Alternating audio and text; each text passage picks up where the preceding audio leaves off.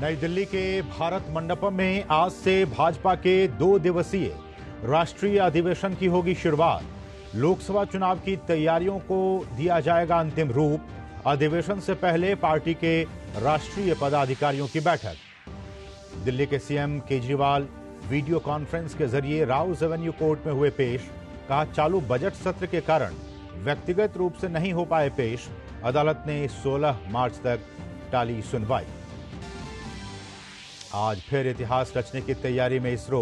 शाम 5:30 बजे श्रीहरिकोटा से इनसैट 3 डीएस का होगा प्रक्षेपण। मौसम और आपदा संबंधी चेतावनी का सटीक पूर्वानुमान लगाने में मिलेगी मदद। दिल्ली की तरफ बढ़ने की किसानों की कोशिश को हरियाणा पुलिस और अर्धसैनिक बलों ने किया नाकाम। शंभू बॉर्डर पर ड्यूटी पर तैनात एसआई का हार्ट अटैक से निधन। कल शाम 6 बजे सरकार के साथ होगी चौथे दौर की वार्ता।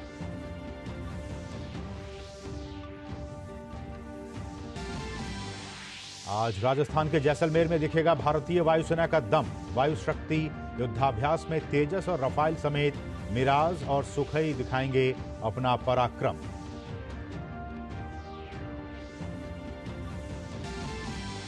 और अमेरिका में पूर्व राष्ट्रपति डोनाल्ड ट्रंप पर अदालत ने लगाया $355 मिलियन का जुर्माना। वित्तीय रिकॉर्ड्स में गड़बड़ी करने का है मामला।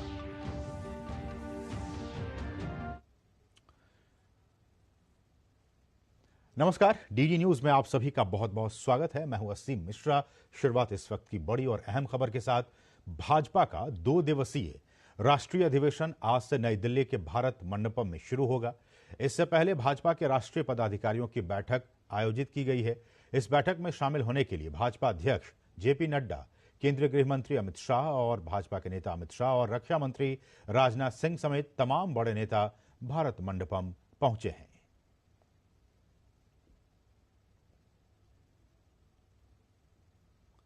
और भाजपा का 2 दिवसीय राष्ट्रीय अधिवेशन आज से नई दिल्ली में शुरू होगा। लोकसभा चुनाव से इस बैठक को काफी अहम माना जा रहा है। इस चुनाव से पहले हमारे सहयोगी शैलेंद्र मिश्र ने यूपी सरकार में मंत्री सूर्य प्रताप शाही से खास बातचीत की। शाही ने कहा कि एनडीए यूपी में सभी 80 सीटें जीतेगी। बीजेपी ने एनडीए के साथ मिलकर 400 से ऊपर का लक्ष्य रखा है। उत्तर प्रदेश में 80 की 80 सीटें जीतने का दावा बीजेपी कर रही है लोकसभा चुनाव में। हमारे साथ हैं सूर्य प्रताप शाही जी, मंत्री हैं। सर, क्या आप कहेंगे? उत्तर प्रदेश में बहुत तैयारियां हो रही हैं, पूरे देश में तो हम देख रहे हैं कि 400 का एनडीए का लक्ष्य रखा गया। देखिए, उत्तर प्रदेश में जहां तक प्रश्न है, उत्तर प्रदेश बहुत पहले से ही 80 की 80 सीटें जीतने के लक्ष्य को लेकर के काम कर रही है और उसी के अंतर्गत हम लोगों ने आजमगढ़ लोकसभा को और रामपुर लोकसभा को जीता था जो है। तो इस प्रकार से जो हमारा प्रयास है वो निरंतर आगे की ओर चल रहा है। और जब खड़गे साहब खुद कांग्रेस के जो हमारे नेता हैं, राष्ट्रीय अध्यक्ष हैं, वो लोकसभा में कह चुके हैं कि अब की बार 400 के पार, तो 400 पार का तो होना जब कांग्रेस ने स्वीकार कर लिया तो निश्चित रूप से हमारी जीत आगे होने वाली है। जो हारी हुई सीटें 2019 में, उस पर बहुत फोकस है। आज आप आजमगढ़ की बात कर रहे हैं, गाजीपुर, इस तरह की जो सीटें, सभी सीटों पर बराबर का फोकस है और सबको क्लस्टर बना करके और भारतीय जनता पार्टी उस हिसाब से काम कर रही है।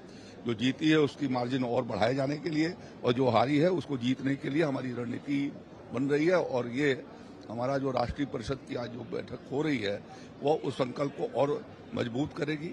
इस तरह से हम देख रहे हैं कि उत्तर प्रदेश की सभी सीटों पर यही वजह है कि तो कहा जा रहा है कि उत्तर प्रदेश की हर 80 जो सीट है, जो 80 सीट, उस पर फोकस किया जा रहा है। कैमरामैन योगेश के साथ शैलेंद्र मिश्र, डीडी न्यूज, दिल्ली।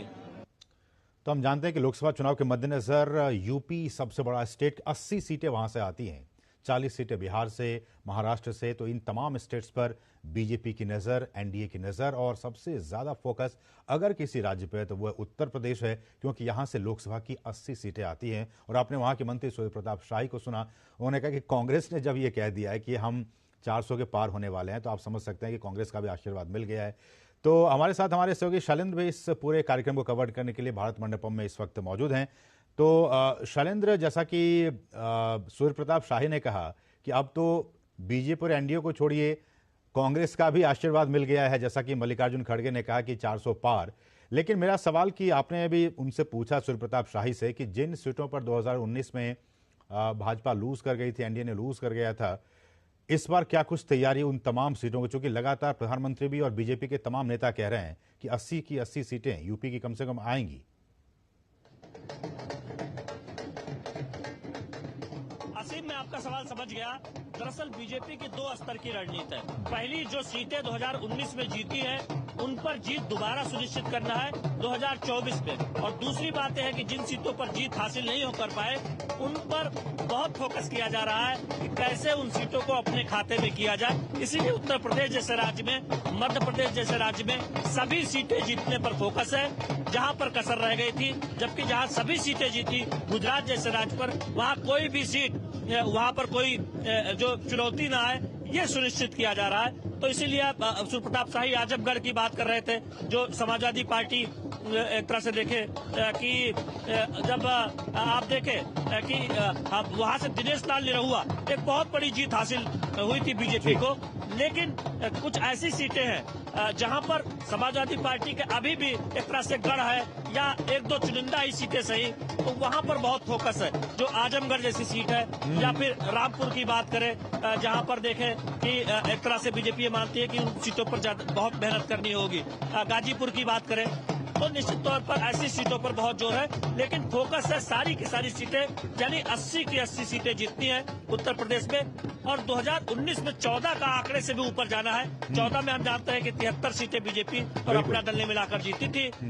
जब 19 में थोड़ी सी सीटें कम हो गई थी, लेकिन इस बार ये जोर है कि कोई भी सीट पे कसर न रह जाए। रायबरेली पर फोकस है, जहां से सोनिया गांधी सांसद के तौर पर चुनकर आई थी, अब वो राज्यसभा से संसद जा रही हैं, यानी लोकसभा चुनाव नहीं लड़ेंगी। तो बीजेपी कह रही है कि देखिए, बीजेपी की जो तैयारी है वो एक एक सीट पर इतनी चुनिंदा है कि शीर्ष नेता भी चुनाव नहीं लड़ना चाहते कांग्रेस पार्टी के। इस तरह के आरोप बीजेपी लगा रही है। तो हम देख रहे हैं कि हर सीट पर फोकस है, चाहे उत्तर प्रदेश हो, मध्य प्रदेश हो, बिहार हो। अभी सम्राट चौधरी थोड़ी देर पहले गए, वो कह रहे हैं कि सभी बिहार की जो सीटें हैं 40 की 40 वो बीजेपी और जेडीयू गठबंधन, एलजेपी गठबंधन जीतेगा, ये दावा कर रहे हैं। तो कोई भी सीट पर कसर न रह जाए उत्तर भारत में, या फिर जहां पर बीजेपी बहुत मजबूत है। और जिन राज्यों में बीजेपी उतनी मजबूत नहीं थी, जब आप तमिलनाडु की बात करें, वहां पर पिछले प्रदर्शन से बेहतर प्रदर्शन हो, केरल जैसे राज्यों में, तो वहां पर भी हमने देखा है कि अभी हाल ही में केरल में प्रधानमंत्री नरेंद्र मोदी गए थे, वहां किस तरह से पार्टी के जो विस्तारक है उनके साथ बातचीत हुई, उनको संबोधित किया था। तो फोकस हर जगह है, उत्तर हो, दक्षिण हो, पूरब हो, पश्चिम हो। शैलेंद्र, आपके पीछे मैं देख रहा हूं कि प्रधानमंत्री के वेलकम के लिए, चूंकि प्रधानमंत्री अब से कुछ ही देर के बाद पहुंचने वाले हैं, तो उनके वेलकम के लिए ढोल नगाड़े बजाए जा रहे हैं। आप जरा सा कैमरामैन को बोले कि पैन करके हमें दिखाएं, माहौल क्या है, नजारा क्या है वहां पे भारत मंडपम में।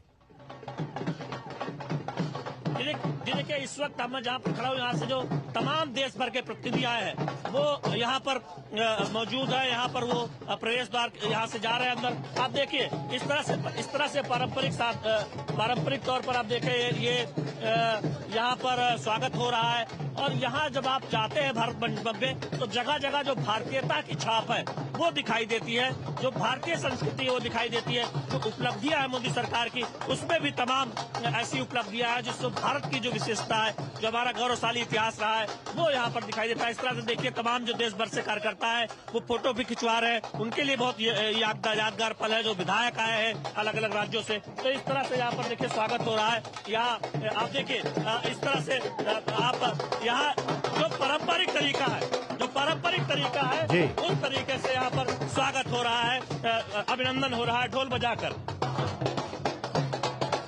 बिल्कुल, तो ढोल नगाड़े बजाए जा रहे हैं। तमाम जो वरिष्ठ पदाधिकारी हैं और तमाम, चाहे वो एमपी हो, एमएलए हो। चार जी हमारे साथ हैं। चार जी, बताइए, किसानों के लिए बहुत मोदी जी ने काम किया, आप लोग क्या कहेंगे? किसानों के लिए मोदी जी ने बहुत काम किया, हम देख रहे हैं, उस पर भी पोस्टर लगे हुए, क्या कहें? देखिए, भारत मंडपम में पूरा भारत दिखाई दे रहा है। आज पूरे भारत के कार्यकर्ता यहाँ नजर आ रहे हैं आपको। एक नई उत्साह, नई उमंग के साथ हम सब कार्यकर्ता लौट के जाएंगे। मोदी जी की तीसरी बार प्रचंड बहुमत की सरकार बनेगी, देश की जनता ने मन बना लिया। बिल्कुल शैलेंद्र, तो देखिए कि तमाम जो यहाँ पर कार्यकर्ता हैं, सांसद हैं, बीजेपी के जो अलग अलग मोर्चा के अध्यक्ष हैं वो यहाँ पर जाते हुए दिख रहे हैं। कुछ कहना चाहेंगे आप असीम? बिल्कुल, तो माहौल बहुत ही उत्साहजनक है और जितने भी पदाधिकारी, जितने भी नेता हैं बीजेपी से जुड़े हुए, चाहे वो किसी भी पोस्ट पे हों, तमाम राज्यों के वहां पे पहुंच रहे हैं। हम जानते हैं कि 11,500 के आसपास प्रतिनिधि इसमें शामिल होंगे और प्रधानमंत्री मूल मंत्र देंगे 2024 के चुनाव को जीतने के लिए। उस मूल मंत्र को सुनने के लिए तमाम पदाधिकारी, तमाम नेता वहां पे पहुंचे हुए हैं और पहुंचने का जो सिलसिला वो जारी है। लेकिन शैलेंद्र, हम आपसे ये भी जानना चाहेंगे, कल प्रधानमंत्री हरियाणा के रेवाड़ी में थे और प्रधानमंत्री ने एक बार फिर से दोहराया जिस बात का वो जिक्र, चाहे वो संसद भवन हो या फिर तमाम राज्य हो। उसके अलावा कल भी हमने देखा कि हरियाणा के रेवाड़ी में उन्होंने कहा कि बीजेपी को, चूंकि बीजेपी ने जिस तरह से एनडीए ने 370 अनुच्छेद 370 को हटाने का काम किया, तो उन्होंने कहा कि इस बार फिर से जनता 370 सीटें जिताकर 370 टीके लगाने का काम कराएगी और एनडीए को 400 के पार पहुंचाने का काम करेगी जनता। देखिए असीम, बीजेपी का आत्मविश्वास क्यों है, मैं राज्यवार गिनाना चाहूंगा। उत्तर प्रदेश में आप देखिए, इस वक्त जयंत चौधरी वो भारतीय जनता पार्टी के साथ आ रहे हैं। बहुत बड़ा झटका है इंडी गठबंधन यानी कांग्रेस पार्टी के लिए, समाजवादी पार्टी के लिए खास तौर पर वो एक झटका है। आप देखिए पश्चिम बंगाल में ममता बनर्जी अलग चुनाव लड़ने का ऐलान कर चुकी है, कांग्रेस के लिए एक बहुत बड़ा झटका है। आप देखिए ये कहा जा रहा है कि आंध्र प्रदेश में नए सहयोगी यानी टीडीपी की वापसी हो सकती है, जो पुराने सहयोगी रहे हैं। पंजाब में बातचीत हो रही है, अकाली दल फिर साथ आ सकता है। आप देखिए अपना दल उत्तर प्रदेश में साथ है ही। तो बीजेपी को लगता है कि उत्तर भारत के जो तमाम राज्य हैं वहां से वो पार्टी अपना आंकड़ा बढ़ा सकती है। बिहार में आप देखें फिर से नीतीश कुमार साथ आए हैं, नीतीश कुमार, एलजेपी, जीतन राम मांझी साथ आए हैं। आप देखिए कि आप राजस्थान की बात करें, प्रचंड जीत हासिल हुई है, मध्य प्रदेश में प्रचंड जीत हासिल हुई है। तो निश्चित तौर पर बीजेपी का यह उत्साह ऐसे ही नहीं है, राज्य दर राज्य मेहनत की जा रही है। दक्षिण भारत में नए सहयोगी ढूंढे जा रहे हैं, उत्तर भारत में नए सहयोगी मिले हैं, पश्चिम भारत में, गुजरात में तो बीजेपी की जड़ें आप जानते ही हैं, दशकों से गहरी है। तो निश्चित तौर पर बीजेपी सीट वार काम कर रही है, हर सीट पर समीकरण बनाए जा रहे हैं। इसीलिए विस्तारकों की नियुक्ति की गई है कि विस्तारक दरअसल वो सुनिश्चित करेंगे कि किसी सीट पर कोई कसर न रह जाए। मैं अपने कैमरामैन से कहूंगा कि दिखाएं कि किस तरह से स्वागत और अभिनंदन की तैयारी यहाँ पर हो रही है। तुरही बज रही है, नगाड़े बज रहे हैं और किस तरह से ये देखिए कि भारतीय संस्कृति है उसकी एक पूरी झलक यहाँ पर दिखाई दे रही है। बिल्कुल बिल्कुल। और साथ ही साथ शैलेंद्र, हम आपसे ये भी जानना चाहेंगे कि ये जो जीत का फॉर्मूला है उत्तर भारत को लेकर, बीजेपी प्रधानमंत्री ने कई बार कहा है कि सारी सीटें आ रही हैं, लेकिन आपसे जानना चाहेंगे दक्षिण भारत को लेकर क्या कुछ स्ट्रेटजी है बीजेपी की, एनडीए की? देखिए हम देश भर से जो कार्यकर्ता हैं, कौन कौन वो लोग हैं, ये बताना चाहूंगा आपको। बीजेपी के सारे राष्ट्रीय पदाधिकारी हैं, प्रदेश पदाधिकारी हैं, प्रदेश अध्यक्ष, प्रदेश महामंत्री या फिर प्रदेश के जिला अध्यक्ष, जो राज्यों के जो जिलावार जो अध्यक्ष होते हैं वो हैं, विधायक सारे आए हुए हैं, नगर अध्यक्ष आए हुए हैं, नगर पालिका के अध्यक्ष, पूर्व सांसद आए हुए हैं, 10,500 लोग हैं। राज्यवार वो जो यहाँ से जो संदेश जाएगा उसे लेकर जाएंगे। इसीलिए 2024 के लिए अलग से चर्चा रखी गई है, क्योंकि 2024 सबसे फोकस में है, किसी राज्य में कोई कसर न हो रह पाए, उस लिहाज से यहाँ पर संदेश दिया जाना है। और यही वजह है कि जो 2 प्रस्ताव आएंगे उनके अलावा विस्तारकों के साथ चर्चा होगी और 2024 के चुनाव को लेकर बहुत विस्तार से चर्चा होनी है। शैलेंद्र, हम आपको रोकना चाहेंगे क्योंकि जिस पल का इंतजार तमाम लोग कर रहे थे, राज्य में जहाँ पर विपक्षी प्रधानमंत्री नरेंद्र मोदी भी वहां पे पहुंच चुके हैं इस राष्ट्रीय अधिवेशन में शामिल होने के लिए। हम आपको ये तस्वीरें दिखा रहे हैं जिस तरह से भाजपा के राष्ट्रीय अध्यक्ष जेपी नड्डा ने उनका वहां पे स्वागत किया। प्रधानमंत्री नरेंद्र मोदी भाजपा के इस राष्ट्रीय अधिवेशन में शामिल होने के लिए भारत मंडपम पहुंच चुके हैं। ये तस्वीरें हम आपको दिखा रहे हैं और वहां पे प्रधानमंत्री ने वो बैज, वो आई कार्ड और किस तरह से तमाम वहां पे गणमान्य लोग वहां पे मौजूद प्रधानमंत्री इस राष्ट्रीय अधिवेशन में शामिल होने के लिए पहुंच चुके हैं। साथ में भाजपा के राष्ट्रीय अध्यक्ष जेपी नड्डा को आप देख सकते हैं। तो ये बहुत ही महत्वपूर्ण अधिवेशन आज और कल 2 दिनों का यह अधिवेशन भारत मंडपम में होने जा रहा है और प्रधानमंत्री भी इसमें शामिल होने के लिए पहुंच चुके हैं और सबसे महत्वपूर्ण जो पल होगा वो ये कि तमाम जब पदाधिकारी यहां पे पहुंचे हुए हैं, कहा जा रहा है कि 11 से 11,500 जो डेलीगेट्स हैं, जो प्रतिनिधि हैं, वो इसमें शामिल हो रहे हैं। उन सभी प्रतिनिधियों को, न सिर्फ प्रतिनिधियों को, बल्कि इस कार्यक्रम के जरिए पूरे देश को जो मूल मंत्र और खासकर कैसे चुनावी जीत अपने आप को साबित किया जाए, बीजेपी और एनडीए किस तरह से 2024 के चुनाव में सफल हो, इसका वो मूल मंत्र देंगे। और उस मूल मंत्र को सुनने के लिए कि प्रधानमंत्री किस तरह से वो जीत का आशीर्वाद देते हैं कि 2024 के लोकसभा चुनाव में बीजेपी 370 के पार और एनडीए 400 के पार कैसे पहुंच सकती है, इसको लेकर जो जीत का मंत्र वो प्रधानमंत्री देने वाले हैं इस 2 दिवसीय अधिवेशन में। और इसमें शामिल होने के लिए प्रधानमंत्री इस वक्त आप देख सकते हैं भारत मंडपम में मौजूद हैं, साथ ही साथ उनके साथ बीजेपी अध्यक्ष जेपी नड्डा। तो ये बहुत ही महत्वपूर्ण हो जाता है ये 2 दिनों का अधिवेशन। इसमें चाहे वो एमपी हो, एमएलए हो, तमाम जो पदाधिकारी हैं वो तमाम लोग इसमें पहुंच रहे हैं, पहुंच चुके हैं। और उससे पहले राष्ट्रीय अधिवेशन शुरू होने से पहले राष्ट्रीय पदाधिकारियों की इस वक्त बैठक चल रही है और उसके बाद शाम को कहा जा रहा है कि 3 बजे के बाद राष्ट्रीय अधिवेशन की शुरुआत होगी। इसमें तमाम पदाधिकारी इसमें शामिल होंगे, प्रधानमंत्री इसमें शामिल होंगे, तमाम वरिष्ठ अधिकारी शामिल होंगे, तमाम राज्यों के मुख्यमंत्री, मंत्री, एमपी, एमएलएज, तमाम लोग इसमें शामिल होंगे और चिंतन, मनन, मंथन किया जाएगा कि आने वाले चुनाव में, जबकि कुछ ही दिन अब रह गए हैं, कुछ ही महीने बाकी हैं लोकसभा चुनाव को लेकर, इस चुनाव में कैसे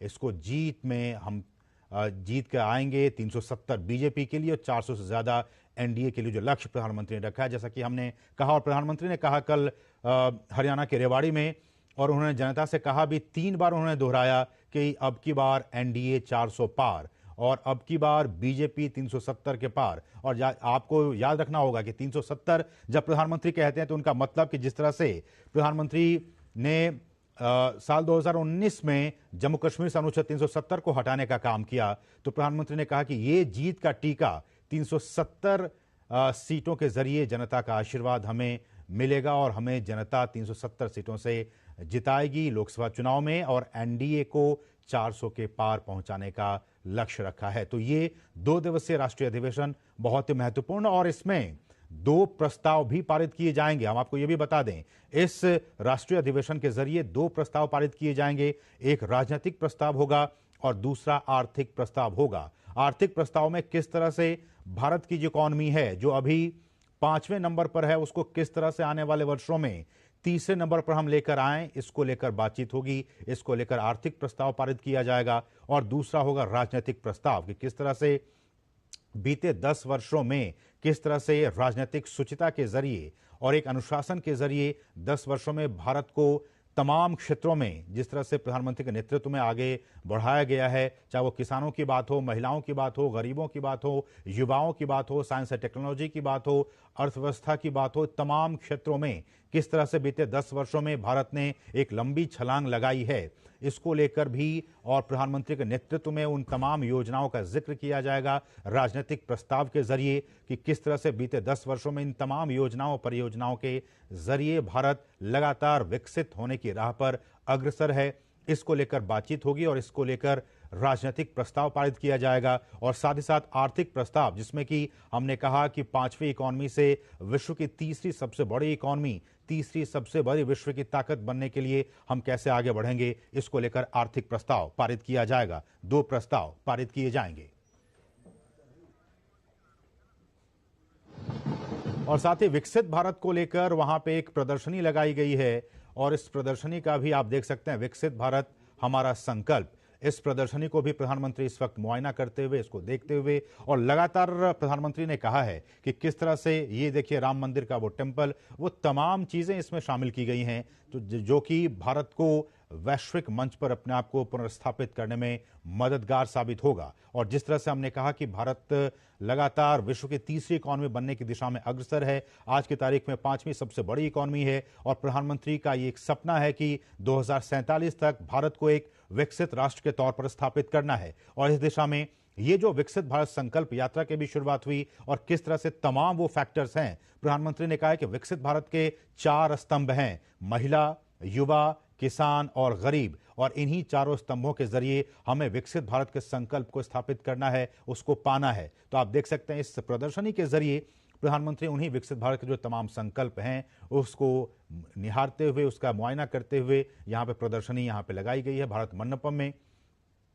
और किस तरह से बीते 10 वर्षों में भारत के लिए, यहाँ के समाज के लिए, यहाँ की जनता के लिए केंद्र सरकार की तरफ से क्या कुछ योजनाएं चलाई गई हैं, किस तरह से उनका फायदा आम लोगों तक हुआ है, इसकी प्रदर्शनी वहां पे लगाई गई है। आप इन तस्वीरों में देख सकते हैं प्रधानमंत्री इस प्रदर्शनी का मुआयना करते हुए। राम मंदिर, हम जानते हैं कि बीते कई वर्षों से 500 वर्षों का इंतजार और उसके बाद से 22 जनवरी का वो एक ऐतिहासिक दिन, जबकि राम मंदिर की रामलला की प्राण प्रतिष्ठा की गई, राम मंदिर का उद्घाटन किया गया। 500 वर्षों का इंतजार के बाद ये शुभ घड़ी आई थी।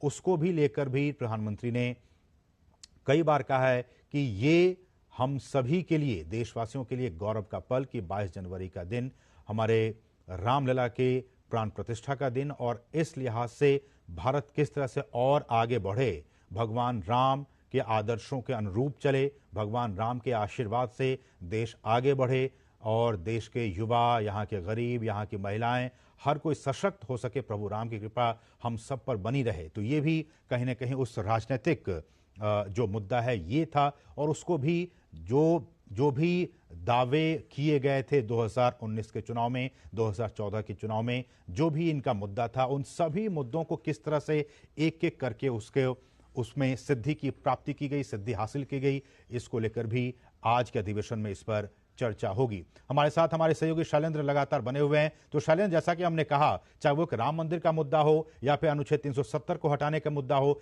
ये कुछ ऐसे मुद्दे हैं जो कि प्रधानमंत्री इस राष्ट्रीय अधिवेशन में चर्चा होगी। लेकिन आपके साथ कोई पदाधिकारी है, उनसे आप बात करना चाह रहे हैं, बात कीजिए। देखिए, देश भर से कार्यकर्ता आए हुए हैं। पश्चिम बंगाल बहुत चर्चा में है संदेश खाली को लेकर। पश्चिम बंगाल से एक कार्यकर्ता है, उनसे हम बात करेंगे। इससे पहले दिनेश त्रिवेदी से बात की थी। अन्नपूर्णा देवी अब से थोड़ी देर पहले गई, उन्होंने कहा उन्हें जाने नहीं दिया गया। जो बीजेपी ने जांच समिति बनाई थी उनकी संयोजक बनाई गई थी अन्नपूर्णा देवी, केंद्रीय मंत्री हैं, उन्हें वहां पर जाने से रोका गया। टीएमसी पर वो निशाना साध रही थी। आप पश्चिम बंगाल से हैं, हम देख रहे हैं कि देश भर की जो उपलब्धियों का जिक्र यहाँ राष्ट्रीय अधिवेशन में किया गया है, लेकिन जब पश्चिम बंगाल के नेता और कार्यकर्ता यहाँ पर दिख रहे हैं तो मीडिया सवाल पूछ रहा है कि संदेश खाली में क्या हो रहा है, बीजेपी वहाँ पर किस तरह से इस मुद्दे को उठा रही है। देखिए, बंगाल का सिचुएशन बहुत खराब है। ये अभी जो सिचुएशन है, बंगाल का महाभवन का वो उठा के ले जाता है, रात 12 बजे का बाद उठा के ले जाके उन लोग को रेप करता है, रेप करके फिर सुबह छोड़ देता है, फिर उन लोग को फिर सुबह दूसरा दिन लेके जाता है। मतलब बंगाल का सिचुएशन बहुत खराब है, बंगाल का हालत। जो टीम बनाई थी बीजेपी ने 5-6 सांसदों की, अन्नपूर्णा देवी अभी गई, वो कह रहे हैं कि उनको जाने नहीं दिया गया। तो बीजेपी क्या मांग कर रही है? हम देख रहे हैं बीजेपी की स्थानीय लोकल यूनिट कह रही है कि राष्ट्रपति शासन लगना चाहिए। देखिए, वहाँ राष्ट्रपति शासन चाहिए, क्योंकि बंगाल का जो सिचुएशन अभी है, वहाँ पे ये जो हम लोग का सेंट्रल टीम गया है, उन लोग को घुसने नहीं दिया। वहाँ पे शुभेंदु दा जो गया उसको घुसने नहीं दिया। सुकांत दा को मार पीट के सुकांत दा को हॉस्पिटलाइज कर दिया। लेकिन एट प्रेजेंट जो सिचुएशन है बंगाल में 365 होना जरूरी है। आप, मैं दिखाना चाहूंगा अपने कैमरामैन, देखिए यहाँ पर जो राष्ट्रीय अधिवेशन है, यहाँ किस तरह से यहाँ स्वागत के लिए यहाँ कटआउट लगाए गए हैं।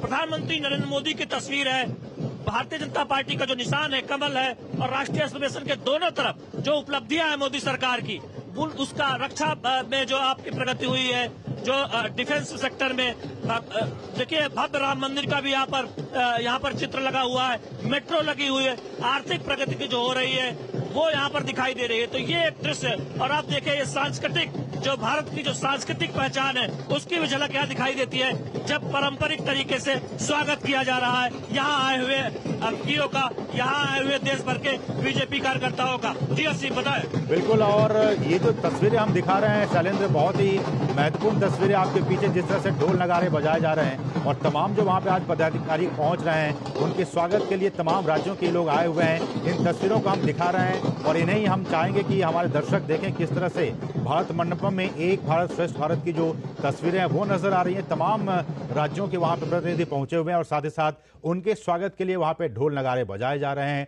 और किस तरह से वेलकम किया जा रहा है, उनका स्वागत किया जा रहा है। हम जानते हैं कि आज से 2 दिनों का राष्ट्रीय अधिवेशन भाजपा का, बीजेपी का राष्ट्रीय अधिवेशन भारत मंडपम में हो रहा है और इसमें इस तरह से ढोल नगारों के साथ वो जो तमाम नेता, अधिकारी, पदाधिकारी पहुंच रहे हैं, उनके स्वागत के लिए वहां पे ये सारा किया जाए। लेकिन शैलेंद्र, हम आपसे ये भी जानना चाहेंगे, जिस तरह से अनुच्छेद 370 की बात हुई, जिस तरह से राम मंदिर का मामला आया, जिस तरह से डिफेंस की बात हुई, जिस तरह से विकसित भारत के संकल्प को लेकर बातचीत हुई, इन तमाम चीजों के जरिए हम ये कह सकते हैं कि जो अधिकारी और पदाधिकारी वहां पे नेता पहुंच रहे हैं उनमें, और जो कार्यकर्ता पहुंच रहे हैं उनमें एक नई जोश और उत्साह का संचार होगा इस ठीक 2024 के लोकसभा चुनाव से पहले। देखिए, तीन बहुत महत्वपूर्ण बातें ऐसी यहाँ पर बताना चाहूंगा जो बीजेपी के कोर मुद्दे हैं। आप देखिए, राम मंदिर, उस पर ये आरोप लगता था कि मंदिर वही बनाएंगे, तारीख नहीं बताएंगे, ये तमाम विपक्षी दल तंज कसते थे। अब बीजेपी ये कह रही है, देखिए मंदिर भी बनाया है, तारीख भी बताया, यानी रामलला की प्राण प्रतिष्ठा हो गई है। कोर मुद्दा बीजेपी का वो है, एक तरह से उस पर जो मतदाता है उनको ये बताया जा रहा है कि बीजेपी जो वादा करती है उसे पूरा किया गया है। अनुच्छेद 370, श्यामा प्रसाद मुखर्जी ने कहा था कि एक देश में दो निशान, दो विधान, दो प्रधान नहीं चलेंगे। तो आप देखिए, अनुच्छेद 370 हटाने का काम बीजेपी ने किया, और वो एक बहुत बड़ा मुद्दा है जो बीजेपी के तमाम घोषणा पत्र, संकल्प पत्र में उसका जिक्र हुआ करता था। उस पर बीजेपी ने आगे बढ़ने का काम किया है। इसके साथ ही साथ तमाम जो विचारधारा से जुड़े मुद्दे हैं उन पर बीजेपी आगे बढ़ी, लेकिन सिर्फ वही वादे पूरे नहीं किए बीजेपी ने जो कोर मुद्दे थे या फिर विचारधारा से जुड़े हुए थे। आर्थिक तौर पर आप देखें, जो वादे किए गए थे उनको आगे बढ़ाने का काम किया गया है। आज सड़कें ज्यादा बन रही हैं जी, आज हवाई अड्डे ज्यादा बन रहे हैं, ट्रेन, रेलगाड़ियों का, रेलवे का कायाकल्प हुआ है, वंदे भारत ट्रेन, तमाम आधुनिक ट्रेन चलाई गई है।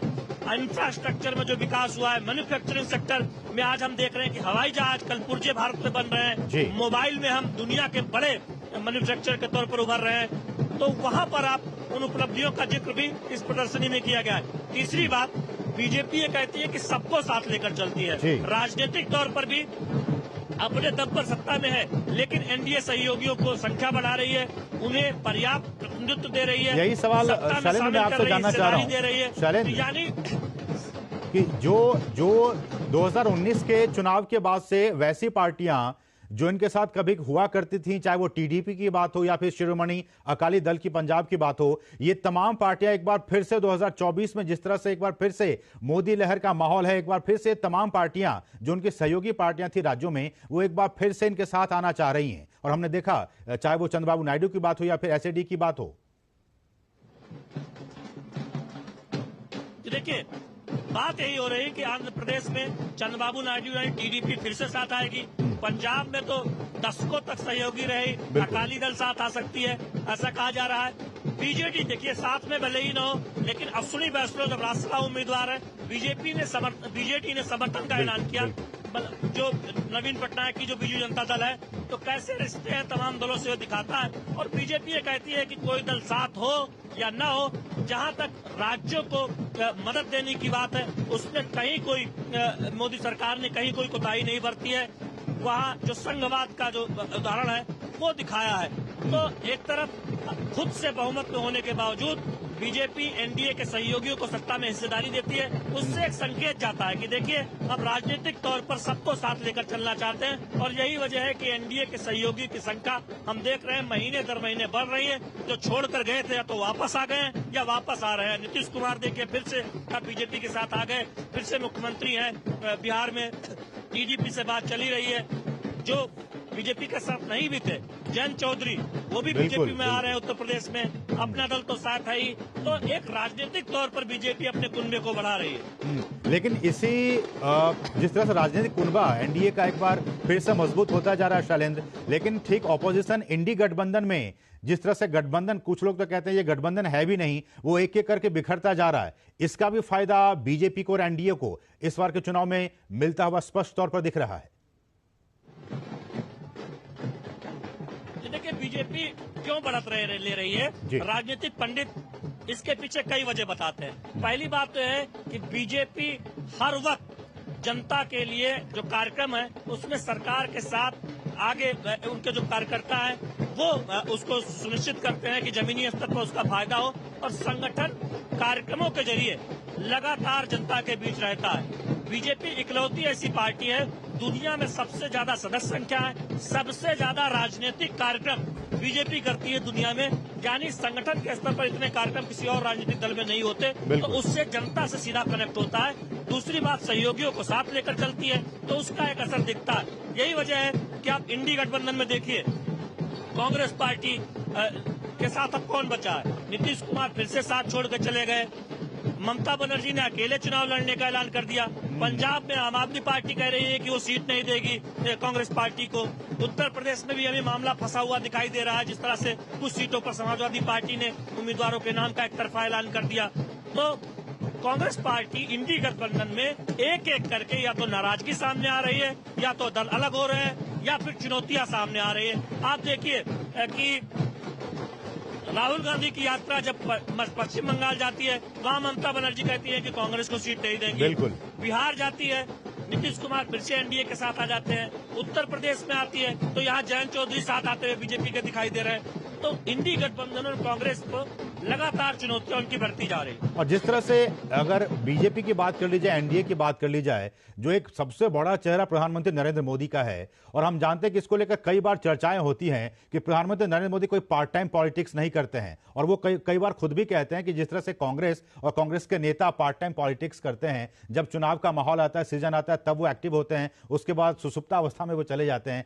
ये सारी चीजें कहीं ना कहीं मैटेरियलाइज कर रही हैं, और लोग समझ रहे हैं कि एक तरफ प्रधानमंत्री नरेंद्र मोदी है जो कि हमेशा 24 घंटे देश के बारे में सोचते रहते हैं, और वहीं दूसरी तरफ बाकी जो विपक्षी पार्टियां हैं वो सिर्फ पार्ट टाइम पॉलिटिक्स करती हैं, खासकर कांग्रेस। देखिए असीम, अगर थोड़ा समय दे तो मैं बताना चाहूंगा कि आप चुनाव कोई राजनीतिक दल कैसे जीत सकता है। जनता के सामने कोई विजन रख के, कोई नेता सामने रख के, मजबूत संगठन सामने रख के, और अगर सत्ता में हो तो दरअसल लोकप्रिय योजनाओं को जनता तक उसका लाभ पहुंचे, ये सुनिश्चित करके, और पार्टी कार्यकर्ताओं को ये एहसास हो कि पार्टी जो सत्ता में आने के बाद, जो सत्ता में आने से पहले कह रही थी, वो पूरा होता हुआ दिखाई दे रहा है। आज ये सारी बातें आप देखें, भारतीय जनता पार्टी के पास है। प्रधानमंत्री नरेंद्र मोदी के रूप में दुनिया का सबसे लोकप्रिय चेहरा है। तमाम ऐसी कल्याणकारी योजनाएं हैं जिसके जरिए सीधा लाभ जनता को मिल रहा है। डबल इंजन की सरकारों में वहां पर तमाम योजनाएं तेजी से और आगे बढ़ रही हैं। दूसरी तरफ इंडी गठबंधन के पास चेहरे को लेकर क्या कुछ हुआ आप जानते हैं। एक बार मल्लिकार्जुन खड़गे का नाम चला था, फिर कैसे नाराजगी सामने आई थी, फिर उन्होंने खुद आकर कह दिया सफाई। नीतीश कुमार संयोजक बनाने की बात थी, अब तो फिर एनडीए के साथ है। बिहार में बीजेपी जेडीयू गठबंधन में मुख्यमंत्री है। तृणमूल कांग्रेस को सीट नहीं देना चाहती, तो उनके पास कोई सर्वमान्य चेहरा नहीं है। अलग अलग राज्यों में राज्यों की अपनी राजनीति है, क्षेत्रीय दलों की अपनी राजनीति है। जी शालिन, उनके पास बीजेपी को काउंटर करने के लिए कोई विजन दिखाई नहीं देता, और इसलिए भी जनता सब कुछ देख रही है कि एक तरफ प्रधानमंत्री नरेंद्र मोदी है और दूसरी तरफ न कोई नीति है, न कोई नियत है, न कोई चेहरा है। और इसलिए भी बीजेपी आश्वस्त है, और न सिर्फ बीजेपी बल्कि एनडीए आश्वस्त है कि एक बार फिर से जो कहते हैं ना, तीसरी बार हैट्रिक लगाने के लिए प्रधानमंत्री बिल्कुल तैयार हैं, और देश की जनता आशीर्वाद देने के लिए 400 के पार ले जाने के लिए बिल्कुल तैयार है। बहुत बहुत शुक्रिया शालिन, इन तमाम ताजा अपडेट्स को भारत मंडपम से पहुंचाने के लिए। तो 2 दिवसीय राष्ट्रीय अधिवेशन की शुरुआत आज से हो रही है। आज और कल भारत मंडपम में 2 दिवसीय राष्ट्रीय अधिवेशन की बीजेपी की शुरुआत आज होने वाली है। आगे बढ़ेंगे और झारखंड के बहुत ही छोटे से ब्रेक के लिए आप देखते रहिए डीडी न्यूज।